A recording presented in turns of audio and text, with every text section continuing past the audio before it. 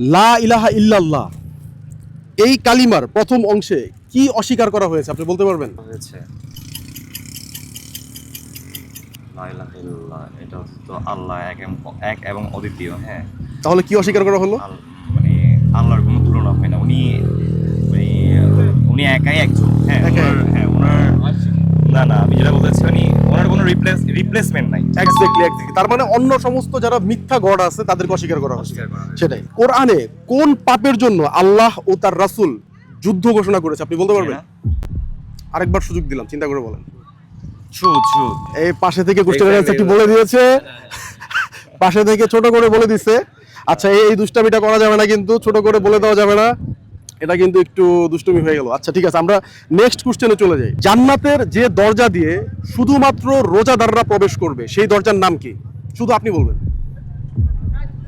শুধুমাত্র রোজাদাররা? হ্যাঁ, একটা স্পেশাল দরজা থাকবে যে দরজা দিয়ে শুধুমাত্র রোজাদাররাই প্রবেশ করতে পারবে।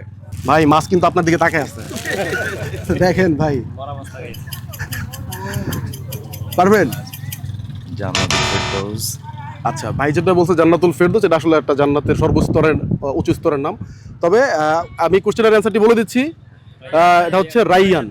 ঠিক আছে। সো ভাই খুবই চমৎকারভাবে আমাদের সাথে অনেকগুলো কোশ্চেনের সঠিক উত্তর দিতে পেরেছে। আমরা ভাইকে নিরাশ করবো না। আপনাকে অসংখ্য ধন্যবাদ আমাদের সাথে পার্টিসিপেট করার জন্য।